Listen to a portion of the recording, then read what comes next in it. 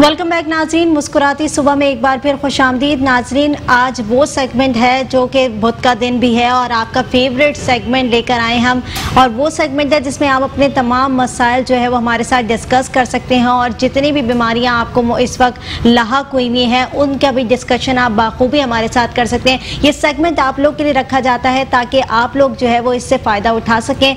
हमारे साथ जो आज गेस्ट मौजूद हैं उनसे आप बाखूबी वाकिफ़ हैं। बुध के दिन हमारे साथ मौजूद होते हैं, इनका 1 घंटे का पूरा सेगमेंट होता है हमारे साथ ताकि हम आप लोग के मसाइल जो है वो इनसे डिस्कस कर सकें। मैं इंट्रोड्यूस करा देती हूँ अपने गेस्ट से। हज़रत अख़ुंज़ादा अलहाज दीन मोहम्मद साहब हमारे साथ मौजूद हैं। हाजी साहब, पहले तो आपको बहुत बहुत खुशामदीद कहूँगी कि आपने प्रोग्राम में वक्त दिया। कैसे हैं आप? ठीक हैं, खुश हैं अपनी ज़िंदगी में? बिस्मिल्लाह अल्हम्दुलिल्लाह, अल्लाह पर मुश्किल नहीं, कायनात मुश्किल नहीं, बहुत खुश हूँ। अल्लाह की अजीम तीन करम नवाजी है कि मेरी ज़ात से दुनिया को फ़ायदा पहुँच रहा है, अल्लाह पहुँचा रहा है और मैं कोशिश करता हूँ। लोगों की शफा होती है, बका होती है, सलामती होती है, दुनिया के मामले हल होते हैं और मैं खुश हूँ। और सबसे खुशी की बात यह है कि मेरे पास कोई ज़ात पाक का मसला नहीं होता, मुस्लिम गैर मुस्लिम तमाम का एक जैसा इलाज होता है। हाजी साहब, हमारी आवाम को जो ना बड़ा बेसब्री से इंतज़ार होता है आपके प्रोग्राम का कि बुध के दिन जो है वो आपका प्रोग्राम हमारे साथ होगा, और वो आप देखते हैं खुद भी यहाँ पर मौजूद कि आपका प्रोग्राम शुरू होते ही कॉल्स पे कॉल्स हमारे पास आने लग जाती हैं और लोग अपने मसाइल आपको बताते हैं कि किस तरह से वो किन मसाइलों से दो चार हुए हुए और आप उनका हल बाखूबी बताते हैं। तो ये तो एक आपकी मैं कहती हूँ कि बड़ी अच्छी बात है कि आप लोगों के साथ इतने ज़्यादा जो है घुले मिले हुए हैं और लोग आप पर इतना यकीन रखते हैं। हाजी साहब, सबसे पहले तो ये जानना चाहूँगी कि जिस तरीके से हम कोरोना पे बात कर लेते हैं थोड़ी सी, कि जिस तरीके का माहौल चल रहा है, पैंडेमिक की सिचुएशन चल रही है, वबा का दौर है और अब 2 साल का अरसा जो है इस वबा के दौर में गुजर ही रहा है और आगे पता नहीं कितना अरसा हमें इस वबा के साथ ही गुजारना है। मोस्टली मैं देख रही हूँ इशूज़ जो लोगों के साथ आ रहे हैं। अब ये वेदर भी एक ऐसा चल रहा है, कभी गर्मी हो रही है, कभी मौसम जो है वो थोड़ा सा लाइट हो जाता है, कभी बहुत ज़्यादा जो है रात में हवाएं चलने लग जाती हैं। तो वेदर के भी चेंजेस ऐसे हैं कि इसमें आपको नज़ला भी हो रहा है, ज़ुकाम भी हो रहा है, खांसी भी हो रही है, बुखार भी चढ़ रहा है। तो ये सारे सिम्टम्स कोरोना के भी हैं, ये सारे सिम्टम्स वेदर के भी हैं। तो किस तरीके से कहेंगे कि इन तमाम चीज़ों से कैसे घर में रहकर जो है इसका हल निकाला जा सकता है? बिस्मिल्लाह अल्हम्दुलिल्लाह, अल्लाह पर मुश्किल नहीं, कायनात मुश्किल नहीं, ये कोई काम मुश्किल नहीं है। शफारा में देनी आप हम हर इंसान कोशिश कर सकता है। देखो, पहला सवाल तो ये है कि कोरोना ये आज की बीमारी नहीं है, लाखों साल पुरानी बीमारी, डबल नमूनी है। नज़ला ज़ुकाम बुखार ये आम सी बात है, वो वही बीमारी है। इसको नाम जो भी दे दो या इसको जितना खौफज़दा बना दो। देखें, हमें आपको या किसी भी इंसान को ये समझना मुश्किल नहीं होना चाहिए कि जब लाखों की तादाद में मजमा इकट्ठा होता है, जलसा होता है, वहाँ कोरोना नहीं आता। वो दूसरे मामलात होते हैं, कोरोना नहीं आता है। और जब का लोग अपने घर में तभी कोरोना जाता है। ये बात समझने की है कि अक्ल वाला हर शख्स समझता है कि इसका जवाब क्या है। एक पहला सवाल। दूसरी बात है कि मैं इसका आसान हल बताता हूँ। कुरान ये वो चीज़ें जो आपके मेरे हर इंसान के घर में, गरीब से गरीब घर में चीज़ें मौजूद हैं। आप यकीन मान रहे हैं कि 90% कोरोना तुम्हारे घर का नहीं आएगा। क्या बोला? नहीं आएगा, इंशाल्लाह नहीं आएगा। सबसे पहला काम तो ये करेंगे, आप सुबह उठते ही 1 गिलास पानी गर्म करके 1 चमचा शहद मिला के पी लें। जिनके पास शहद नहीं है तो वो गुड़ इस्तेमाल कर लें। उसके आधे पौने घंटे बाद आप नाश्ता करें।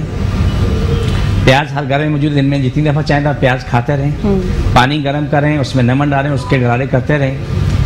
आप करेले का अर्थ निकालें, उसको अर्थ निकाल के सारे ख़ानदान वाले 5-5, 6-6 चमचे रोज़ाना पीते रहें। आप यकीन मानो तुम्हारे घर में बीमारी नहीं आएगी। इतना नज़ला ज़ुकाम बुखार, गला, आपकी आंतों की तकलीफ़, आपकी कब्ज़, आपकी नाक की तकलीफ़, नाक बंद है, दिमाग बंद है, सर में दर्द है, ये चीज़ें निकलती चली जाएंगी। आप अपनी ज़िंदगी में खुशहाल हो जाएंगे।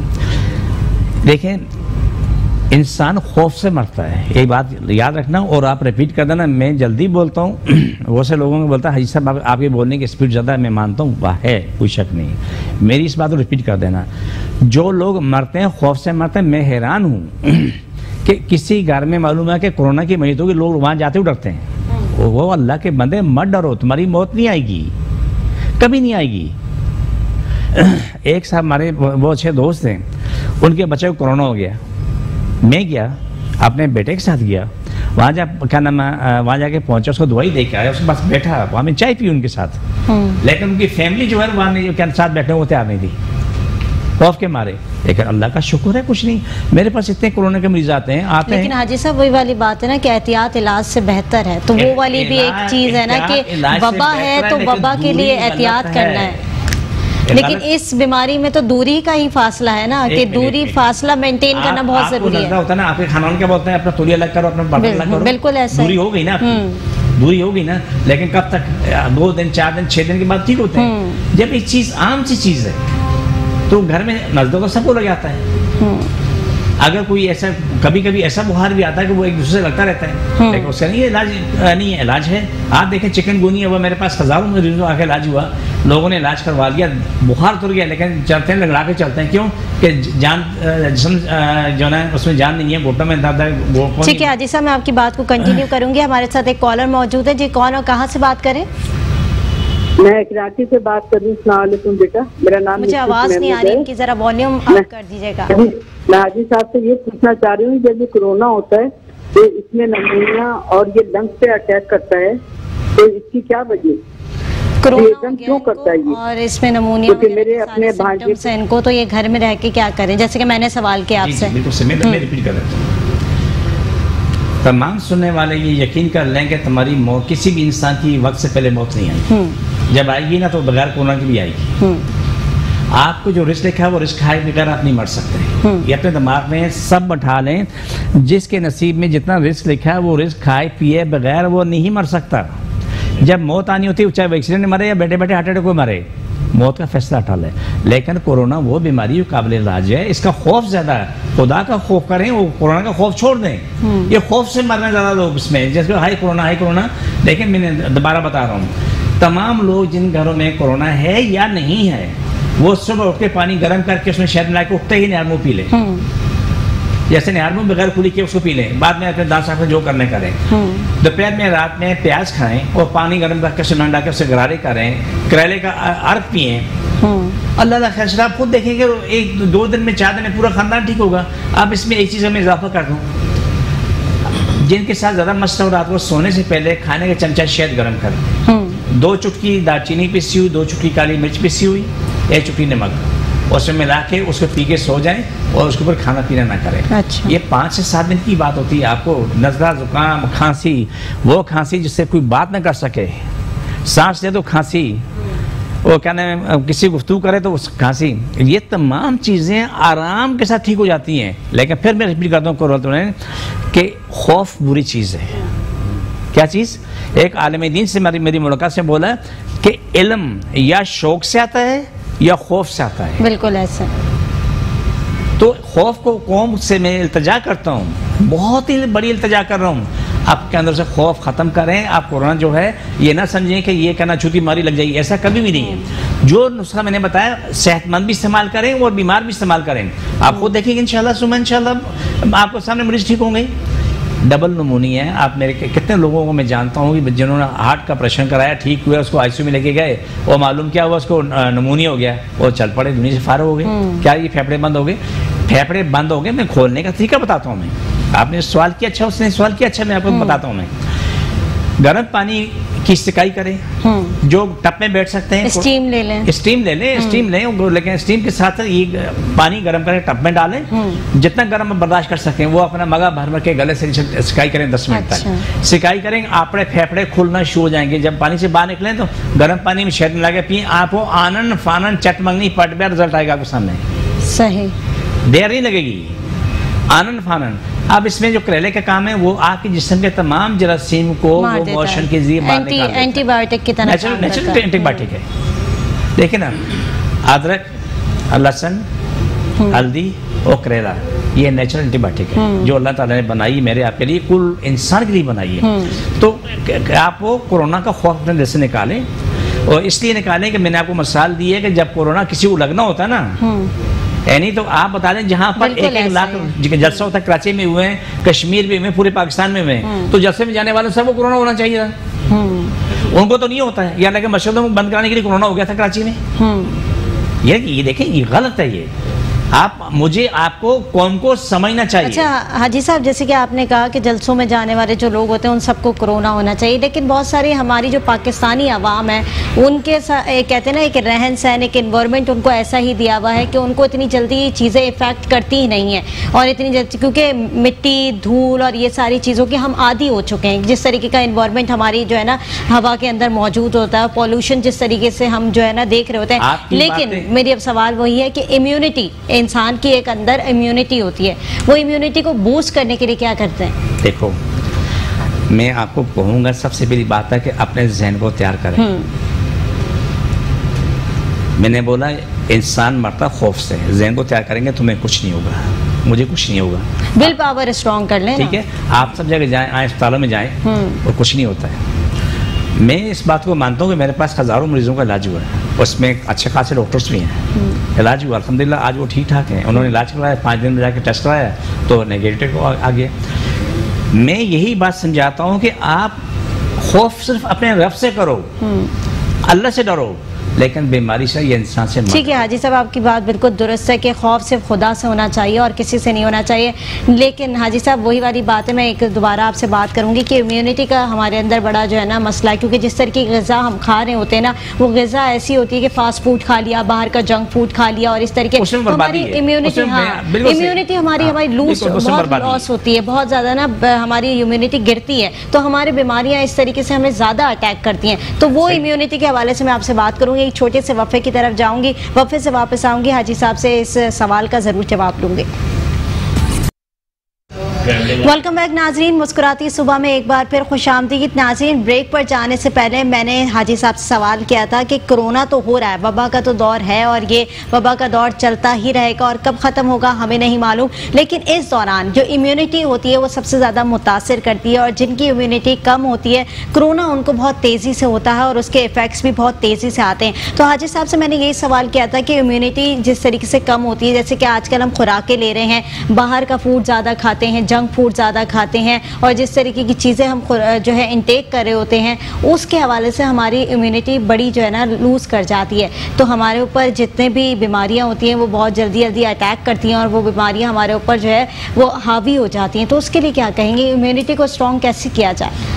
सबसे बेहतरीन ज़रिया है सादा खुराक। जो घर में आपकी सादा खुराक बनती है ना, इससे बेहतरीन कोई चीज़ नहीं जो घर में बनती है, तमाम गलत से बुराइयों से पाक होती है। आप वो इस्तेमाल करें, आप इसमें गर्म दूध का इस्तेमाल करें और आपके लिए फ़ायदा ही फ़ायदा है। ठीक है ना। जहाँ तक जो हम दुनिया में देखने चल रहे हैं, आपने वैक्सीन की बात की, मैंने भी लगवाई है, दोबारा लगवाने जाना है, लेकिन जो कुछ मेरे साथ हुआ अगर आप बर्दाश्त करने में बोल दूँ। बिल्कुल बिल्कुल, वैक्सीन के ऊपर ज़रूर आएंगे, क्योंकि अभी ब्रेक जब हुआ था तो हाजी साहब और मैं जो है वो ऑफ कैंप डिस्कशन कर रहे थे कि वैक्सीन आपने भी लगवाई है, मैंने भी लगवाई, लेकिन बहुत सारे लोग ऐसे होंगे जो इस वैक्सीन के सिम्टम्स से लड़े होंगे। और वो सिम्टम्स क्या क्या हैं? हेडेक हो जाता है, चक्कर आना शुरू हो जाते हैं, बॉडी स्टिफनेस बहुत ज़्यादा हो जाती है, बॉडी पेन कभी भी शुरू हो जाता है, बुखार कभी भी आ जाता है। तो ये ऐसे सिम्टम्स हैं जो कि जिन्होंने सबने जो वैक्सीन लगाई हुई होगी उन तमाम लोगों को ये सिम्टम्स आ रहे होंगे। हाजी साहब भी ये डिस्कशन कर रहे थे कि वो सिम्टम्स मुझे भी बार बार आ रहे हैं और बार बार मुझे चक्कर भी आ जाते हैं, नज़ला भी होता है, ज़ुकाम भी हो जाता है। तो ये सारे सिम्टम्स हाजी साहब आप बता रहे थे, लेकिन ये सिम्टम्स का हल क्या है? देखिए वैक्सीन तो हमने लगवानी है, क्योंकि वैक्सीन तो शर्त है कि आप इस वबा से जब बच सकते हैं तो उसका एक ही हल है कि वो वैक्सीन लगवाएं, आप इम्यूनिटी को आपकी स्ट्रॉन्ग करेगा। लेकिन इनसे जो जुड़े सिम्टम्स हमारी बॉडी में आ रहे हैं उनसे कैसे बचा जा सके? अच्छी बात बोली, काम की बात होगी, गुड हो गया। देखो पहला सवाल था कि आपने ये कहा कि कोरोना कब खत्म होगा, हमें नहीं पता। आज पूरी दुनिया में ऐलान हो जाए ना कि कोरोना खत्म हो गया तो कोरोना आज ही खत्म हो जाएगा। मेरी एक बिल्कुल सही कहा आपने। आज पूरी दुनिया में ऐलान हो जाए कि कोरोना खत्म हो गया तो एक ही दिन में पूरी दुनिया से कोरोना खत्म हो जाएगा, वो मर जाएगा। जैसे हमारे मौलाना फजल रहमान कहते हैं ना कि बंदा मरता है कोरोना जाके सो जाता है। रोज मैंने खुद सुना था, टीवी पे ही वो बता रहे थे। तो कोरोना ये हुकूमतों के हाथ में जब चाहे खत्म कर दें।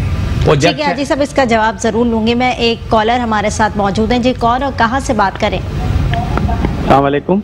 वालेकुम अस्सलाम। कराची से आवाज इनकी नहीं आ रही। शाहिद जमाल बात कर रहा हूँ। जी शाहिद, कराची से बात कर रहा हूँ, शाहिद जमाल। जी शाहिद भाई कहने का कि हमने दोनों डोज लगा लिया, सही है ना, उसके बाद भी मुझे कोरोना हो गया। बड़ी मुश्किल से मैंने अपने आप को रिकवर किया, घर में होके दवाइयाँ खा के। तो ये कौन सा सिलसिला है, ये डोज क्या है? अब ये खबर चल रही है कि अभी ये गवर्नमेंट के 50 साल के बाद फिर लगाने को सोच रही किसी और का।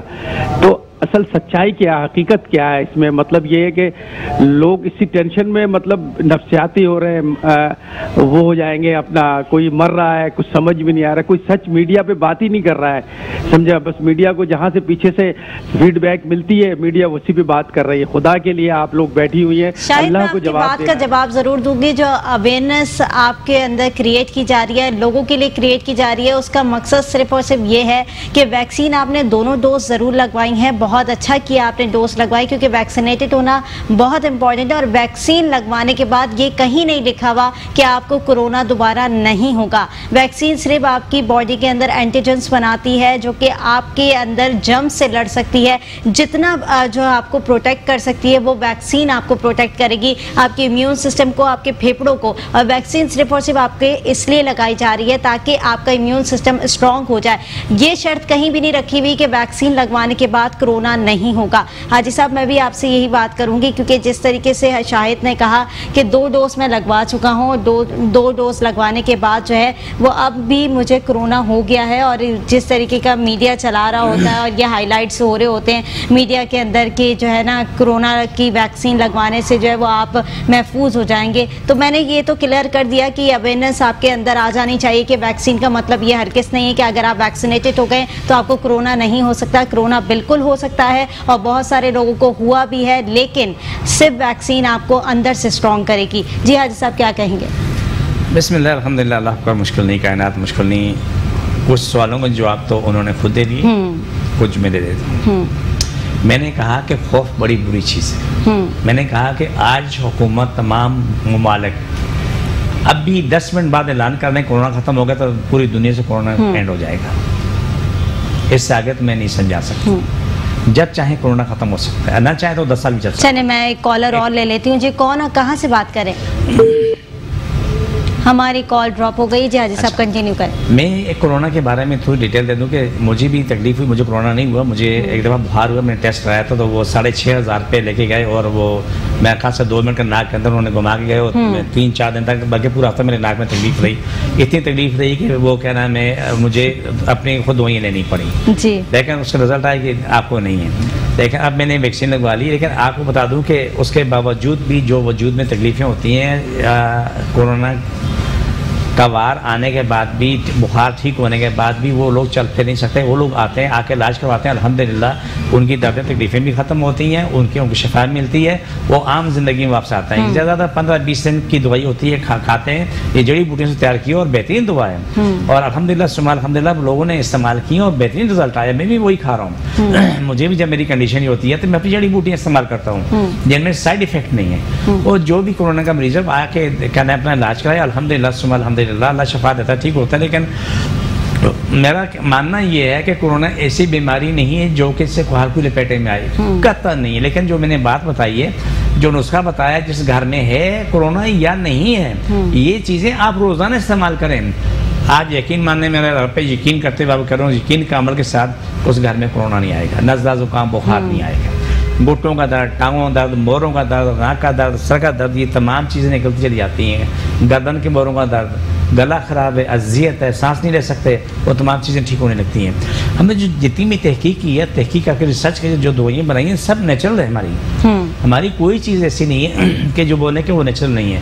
वो रिसर्च करके जो हासिल करता है उससे हमें बहुत कुछ मिलता है, बहुत कुछ मिलता है। देखें, कोरोना का हमें खौफ नहीं है। ये हमारे साथ जैसे कि हमारे भाई बैठे हुए, बच्ची बैठी हुई है, जैसे ये मामला ये चल रहे होते हैं, हम उसको देख रहे होते हैं, काम कर रहे होते हैं, वो सब ठीक होते हैं। जैसे बच्ची का मामला था जी, मैं इसी तरफ आ रही थी कि सुरैया बच्ची हमारे साथ बैठी है। आज शादी काफ़ी आता है, 100% नहीं है, लेकिन कम से कम 70-80% तक अपनी ज़िंदगी में आई और ठीक ठाक अल्हम्दुलिल्लाह। बात यह है कि इनके माँ बाप ने मेहनत की, बच्ची ने खुद मेहनत की। हम 100 मेहनत कर लें, लेकिन जब तक ये नहीं करेंगे तो हम कुछ नहीं कर सकते। अच्छा हाजी साहब, मैं पहले इनके फादर से जानना चाहूँगी कि हुआ क्या था और किस तरीके से जो है वो इस बीमारी में ये बच्ची सफ़र कर रही थी। अस्सलाम वालेकुम। वालेकुम सलाम। मेरी बेटी है सुरैया और नॉर्मल बच्ची थी। आज से 4 महीने पहले बिल्कुल प्रॉपर इसने एजुकेशन की हुई है, ग्रेजुएशन है कराची यूनिवर्सिटी से। अच्छा माशाल्लाह। 5 वक्त की नमाज और पूरे घर के काम भी करती थी। माशाल्लाह। तो लास्ट 4th मंथ में इन्होंने क्या हुआ, अचानक हम बैठे बैठे इन्होंने झाड़ू कैसे हवा में फैलाना शुरू कर दिया। हमने शायद ये बच्ची को मजाक कर रही है। उसके बाद नमाज़ पढ़ी तो नमाज मुस्तकिल पढ़ रही, सिजदे में उठ ही नहीं रही।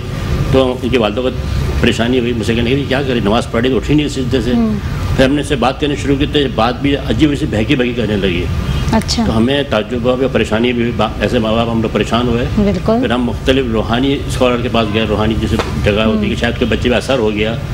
तो कहने उन्हें 100 दिखाया तो उन्होंने बोला नहीं, इसको रूहानी तो कोई मामला नहीं है, बच्चे का दिमाग का कोई मसला है। अच्छा। फिर हमने अपनी तसल्ली के लिए मस्जिद 2 और लोगों के पास भी ले गए जो बैठे होते जगह जगह था, इल्म वगैरह का जानते हैं, रूहानियत के। उन्होंने बताया कि उन्होंने भी यही बताया सेम कि भाई इसको बच्ची के साथ जहनी का असरात का मामला नहीं है, सिर्फ जहन में कोई मसला है। इसकी वेन वगैरह तो डॉक्टर के लिए पर डॉक्टर की तरफ मैं नहीं जाना चाह रहा था। मुझे बड़ा बैड एक्सपीरियंस रहा है डॉक्टर्स का भी, एलोपैथी का भी, और जो आजकल के अस्पताल बने उससे ज़्यादा। अच्छा। परेशान हो गए, सोचते रहे क्या कहते आपके प्रोग्राम हमारी वाइफ जो अक्सर देखा करती थी। अच्छा। तो बहुत ज़्यादा प्रोग्राम। तो मतलब आप डॉक्टर के लेकर ही नहीं गए, आपने किसी भी एक डॉक्टर को चेक ही नहीं करवाया कि क्या हुआ क्या है? बिल्कुल वो कहते हैं ना, बिल्कुल नॉर्मल बच्ची एकदम से इस तरीके की हरकतें क्यों करने लगी? बिल्कुल एलोपैथी तक गए ही नहीं। होम्योपैथी का फिर भी गए थे, और तकरीबन 1 हफ्ते का इलाज किया था, बट उससे हमें ज़्यादा पक्का हो नहीं रहा था। सही। लेकिन जो प्रोग्राम देखा आपकी दवा से मेट्रो के प्रोग्राम क्या हो, तो प्रोग्राम में हमने देखा कि जिस तरह बता रहे थे बातें, तो हमने अच्छा प्रोग्राम के थ्रू हाजी साहब से आपने रब्ता किया। हमारे से कोई इंटरनेट नहीं था प्रोग्राम के, तो फिर हमें एड्रेस भी मिला और फिर हम गए वहाँ पे बहादुराबाद पे। फिर जब उन्होंने प्रॉपर देखा, उन्होंने दवाई शुरू की, तो आज तकरीबन अलहमदुलिल्लाह 3 महीने हो गए इस रिकवरी करने में। तो 80% बच्ची अभी रिकवर हो गई है। अच्छा। अभी प्रॉपर अपनी नमाज भी शुरू कर दी उन्होंने, बातें भी सही कर रही हैं ये। बट ये अभी थोड़े बहुत सिम्टम्स हैं, लेकिन देखिए 100% अभी रिकवरी नहीं हुई है। तो आपका आगे इरादा भी नहीं है कि डॉक्टर को दिखाना भी है या नहीं? तो हाजी साहब से मुतमईन है कि हाजी साहब के इलाज से वो CT स्कैन और MRI जो फना की मशीनों के अंदर मेरा बच्ची हमारी खुदा न खास्ता बजाय रिकवर होने के बाद मजीद वर्स्ट पोजीशन में ना चली है, तो मैं डर रहा हुआ था उससे। मैं नहीं जाना चाहता। मैं अल्लाह से दुआ मांगता अल्लाह मेरे को ऐसा मौजूद पैदा कर दे, तो अल्लाह ताला ने उनको फरिश्ता बना के भेजा हमारी ज़िंदगी में, और इनके इलाज से हम तो मुस्तफीद। तो जब अब हाजी साहब के पास आपने रुजू किया या हाजी साहब के पास आप जब गए, तो वहाँ पर हाजी साहब ने कैसे ट्रीटमेंट शुरू की? और आज आप कह रहे हैं 3 महीने का अर्सा हो गया, 80% जो है वो ये माशाल्लाह रिकवर कर चुकी हैं। इनका जो तरीका इलाज है वो है, तो ये पानी पे पढ़ते हैं, अल्लाह ताला का नाम पढ़ते हैं, और पढ़ के वो पानी फेंकते हैं अपने मरीजों पर। और उसके बाद जो उनके जो जड़ी बूटियाँ हैं जो हर्बल हैं, तो हर्बल का सबसे बड़ा फायदा ये होता है कि इसके साइड इफेक्ट नहीं होता है। तो हर्बल मेडिसिन में, बट ये है कि उसमें हमें, मैंने और मेरी बेगम ने और पूरे घर ने मिलकर बच्चे साथ ये कोऑपरेट किया, जिसको परहेज जो बताया गया, परहेज इसमें बहुत होता है खाने पीने में, तो उस चीज़ को एहतियात किया गया कि भाई उस चीज़ खानी बताया उन्होंने, हिदायत मौजूद है सारी, ये दवाई लें, दवाई साथ ये खाते रहें, तो वो इस्तेमाल करते रहे बच्चे, माशाल्लाह उसमें काफ़ी फर्क पड़ा। परहेज जो है ठीक है। जिस तरीके से उन्होंने बताया कि बच्ची काफ़ी हद तक रिकवर कर चुकी है और किसी डॉक्टर के पास ये लेकर ही नहीं गए, और हाजी साहब से सिर्फ रजू किया इन्होंने, और हाजी साहब के पास पहुंचे तो आज 3 महीने का अरसा जो है वो हाजी साहब से इन्होंने इलाज करवा रहे हैं, और अभी भी आगे इलाज जो है वो इसका जारी और सारी है। हाजी साहब इसकी पूरी डिटेल्स में आपसे ज़रूर पूछूंगी, किस तरीके से आप तक पहुँचे और किस तरीके से जो है इन्होंने इलाज स्टार्ट किया, और आपके जहन में क्या क्या सवालात उस वक्त आए थे। एक छोटे से वक्फे की तरफ जाऊँगी, वक्फे से वापस आऊँगी। देखते रहिए मुस्कुराते सुबह। जी वेलकम बैक नाज़रीन, मुस्कुराती सुबह में एक बार फिर खुशामदीद। नाज़रीन, ब्रेक पर जाने से पहले इस बच्ची का इशू हम डिस्कस कर रहे थे कि बच्ची जो है बिल्कुल स्टेबल थी, अपनी ज़िंदगी में बहुत जो है ना ठीक थी और अपनी ज़िंदगी को बहुत अच्छे तरीके से गुजार रही थी, लेकिन एकदम से इसके साथ जो है वो इश्यूज़ क्रिएट होना शुरू हो गए, और इन्होंने हमारा प्रोग्राम देखा और प्रोग्राम के तवज्जुह से ये हाजी साहब के पास गए, और हाजी साहब से 3 महीने का अरसा भी हो रहा है और इसका इलाज अभी भी जारी है। तो हाजी साहब, मैं आपसे भी जानना चाहूँगी, जब ये बच्ची आपके पास आई तो कैसी कंडीशन थी इसकी? आपने देखकर क्या सोचा कि एकदम से इसके अंदर एब्नॉर्मैलिटीज़ कैसे क्रिएट हुई? देखिए, ये किसी के इंसान के साथ, आपके साथ, मेरे साथ, किसी भी इंसान के हो सकता है, ये हो जाता है। देखिए, ये काबिल इलाज है। बाज़ का देखिए, मैं आपको 3-4 चीज़ें अलग अलग समझाता हूँ। जिनकी आँखों की नज़र ख़त्म हो जाती है, उनकी आँखों के सामने कैसा पूरा ठीक होता है। उनकी जो ये पुतलियाँ मुकम्मल काम कर रही होती हैं, आँखें मुकम्मल काम कर रही होती हैं, लेकिन बीच में जिनकी नसें सूख चुकी होती हैं, उसमें खून की सप्लाई बंद हो चुकी होती है, उनकी वो बेको ब्लेंड हो जाते हैं। अल्हम्दुलिल्लाह सुम्मा अल्हम्दुलिल्लाह कई लोगों का हमारे साथ हमारे प्रोग्राम में भी आए हैं, उनका इलाज हुआ, उनकी आंखें बिल्कुल ठीक हुई जो जीरो पे थी, बिल्कुल जीरो पे। हमारे अब 2014-15 के प्रोग्राम देखें, 13 के देखें, 12 के देखें, तो उसमें देखें जो भी है तो आपको ऐसे बहुत सारे मरीज मिलेंगे। इस तरीके से दिमाग का मसला कोई भी शरेआन, कोई भी चीज़ का नाम नस या दब सकती है या सूख सकती है या फिर वो फूल सकती है या दिमाग की जो झिल्ली है तो उसमें प्रॉब्लम आ सकती है। लेकिन जो कुछ मैंने देखा है जड़ी बूटियों के जरिए जो कलाम इलाही के जरिए इलाज हुआ है ये महफूज और बेहतरीन इलाज है, इसमें साइड इफ़ेक्ट नहीं है। अच्छा। ना कुरान पाक में कोई नुकसान है ना जड़ी बूटी में कोई नुकसान है। तो अल्हम्दुलिल्लाह सुम्मा अल्हम्दुलिल्लाह ठीक होते हैं। हमारे पास अगर कभी ये इत्तेफाक आपको हो तो मेरे पास 2-4 घंटे गुजारना आके जब आपको छुट्टी हो तो आपको मालूम होगा कि कितने लोग कितनी जगह से इलाज करवा के लाखों भी करोड़ों भी खर्च करके वो आए और उनको फ़ायदा नहीं हुआ। अल्लाह ने शिफा दी तो जड़ी बूटियाँ और कुरान पाक से उनको फ़ायदा हुआ। अच्छा हाजी साहब, हमारे साथ एक कॉलर मौजूद हैं जी। कौन है, कहाँ से बात करें?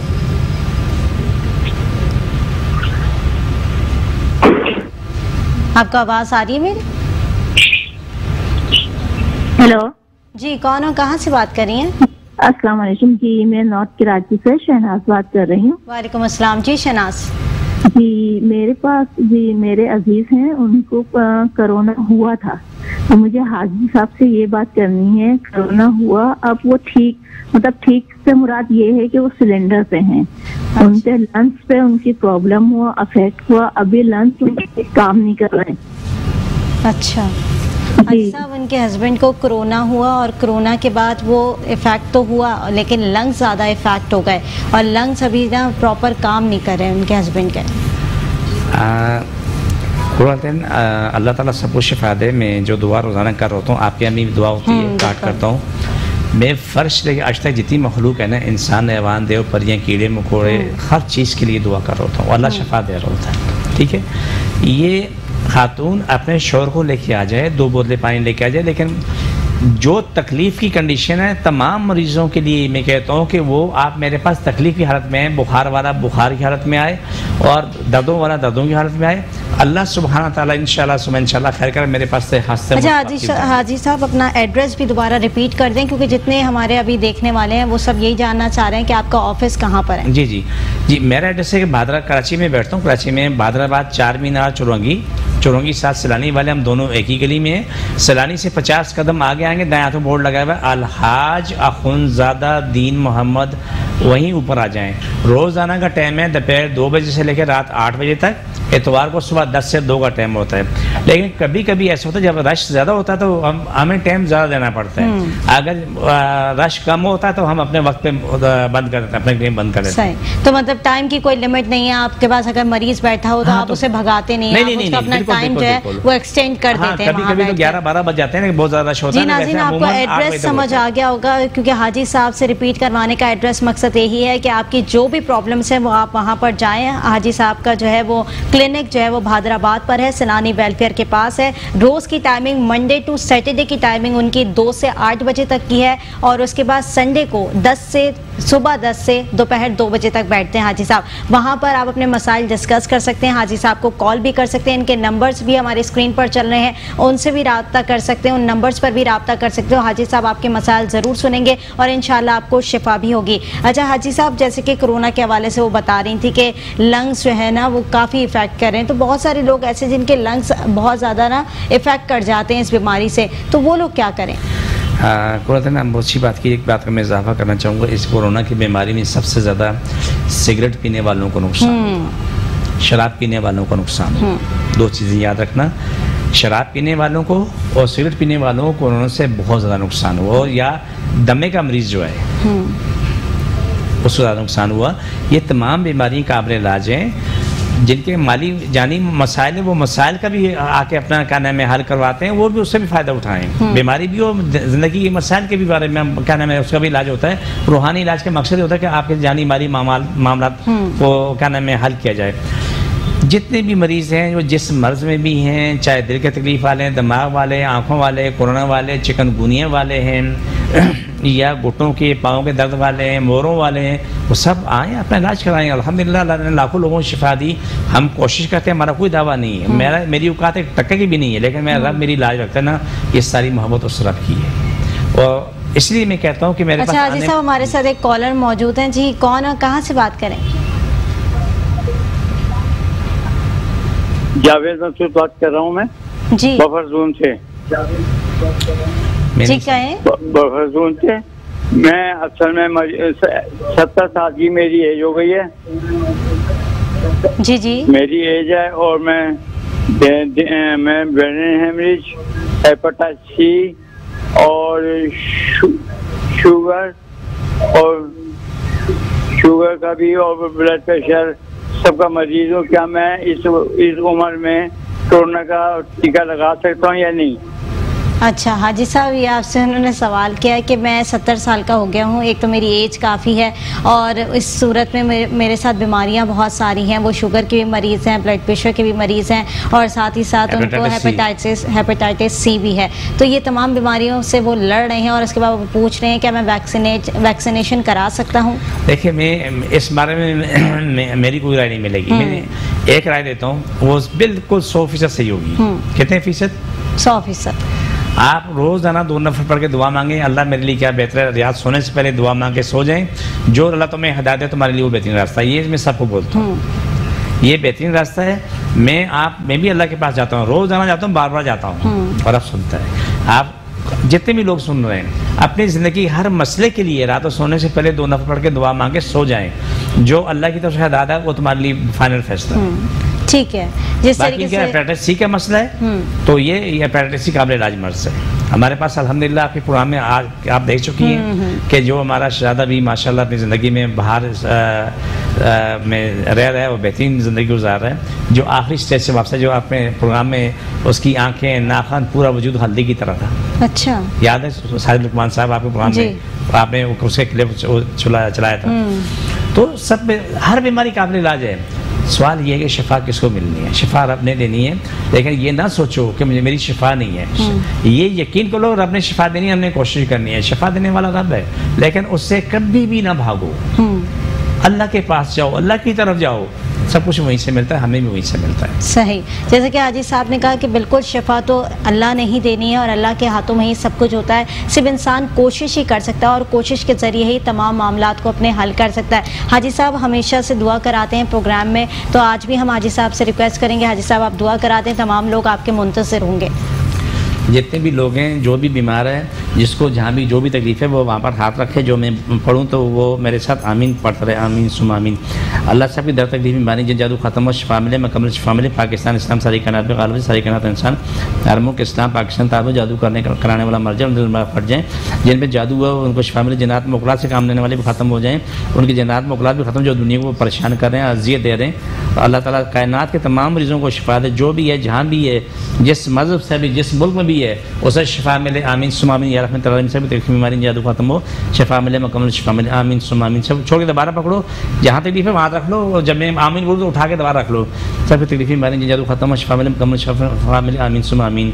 सब तकलीफ बीमारी जादू खत्म हो, शिफा मिले, मुकम्मल शिफा मिले। सब रोज़ी को शाद हो, जिन जादू खत्म हो, बीमारी खत्म हो जाए, रुकावटें खत्म हो जाएँ, जादू करने खत्म हो, कब्जा करने वाले खत्म हो जाए, कब्जा करने कराने वाले दोनों खत्म हो जाएँ, सब फांसी से खत्म हो जाए। जिसकी ज़मीनों जायदादों में कब्जा खत्म हो जाए, वो कब्जा करने कराने वाले सब अल्लाह खत्म कर दे। आमीन सुम आमीन या रहमत लिल आलमीन। जी, बहुत बेहतरीन दुआ कराते हैं हाजी साहब, और ये दुआ सिर्फ और सिर्फ आप लोगों के लिए कराई जाती है ताकि आप लोग जो है वो शिफा हासिल कर सकें। और हाजी साहब ने जिस तरीके की तमाम सारी बातें की कि कौन कौन सी बीमारियां जो इंसान जिससे सफ़र कर रहा होता है डेली रूटीन के अंदर भी, उसका इलाज भी हम लोग आप लोगों को बताया कि घर बैठे आप लोग किस तरीके से उसका इलाज कर सकते हैं। और साथ ही साथ मैंने हाजी साहब का एड्रेस दोबारा इसलिए रिपीट किया कि हाजी साहब का जो क्लिनिक है वो भादराबाद से 50 कदम आगे जो है, सैलानी वेलफेयर के 50 कदम आगे ना हाजी साहब, वहाँ पर क्लिनिक है, अलहाज अखुनज़ादा के नाम से बोर्ड लगा हुआ है, वहाँ पर आप जा सकते हैं और वहाँ पर जाकर आप अपना इलाज करा सकते हैं। साथ ही साथ इनके नंबर्स भी मौजूद हैं, आप इनसे नंबर्स पर भी रब्ता करके कांटेक्ट कर सकते हैं। हाजी साहब की जो टाइमिंग है वो टाइमिंग यही है कि मंडे टू सैटरडे हाजी साहब जो बैठते हैं वो दोपहर 2 से रात 8 बजे तक बैठते हैं, और संडे के दिन सुबह 10 से दोपहर 2 बजे तक बैठते हैं। हाजी साहब यही तमाम टाइमिंग्स हैं आपकी, और इसी तरीके से आप जो है पेशेंट्स को डील करते हैं। हाजी साहब लास्ट क्या मैसेज देना चाहेंगे उन लोगों के लिए जो कि अपनी बीमारियों से लड़ते हैं लेकिन उसका हल नहीं ढूंढते? जज़ाकल्लाह, अच्छी बात की है सबसे पहली बात है कि आप कभी रब से मायूस ना होना। मायूसी गुनाह भी है, कुफर भी है। आप ये यकीन कर लो कि कहीं ना कहीं तुम्हारा इलाज मौजूद है। कोशिश किए जाओ। जिस किसी भी शिफा जहाँ रखी है, जिस जगह भी रखी हुई है, अल्लाह सुब्हाना ने शिफा देनी है और हमने सबने कोशिश। ठीक है, बहुत अच्छी हाजी साहब ने बात की कि शिफा देने वाली ज़ात बिल्कुल रब की, और बार बार प्रोग्राम में हम यही डिस्कशन करते हैं कि अल्लाह ताला ने शिफा देनी है, इंसान सिर्फ कोशिश ही कर सकता है। हाजी साहब आपका बहुत शुक्रिया और आपने प्रोग्राम में वक्त दिया। कल हाजी साहब हमारे साथ प्रोग्राम में दोबारा मौजूद होंगे और हम 1 घंटे का सेगमेंट हाजी साहब के साथ दोबारा करेंगे, तो आप अपने मसाइल कल दोबारा जो है वो हाजी साहब के साथ डिस्कशन कर सकते हैं।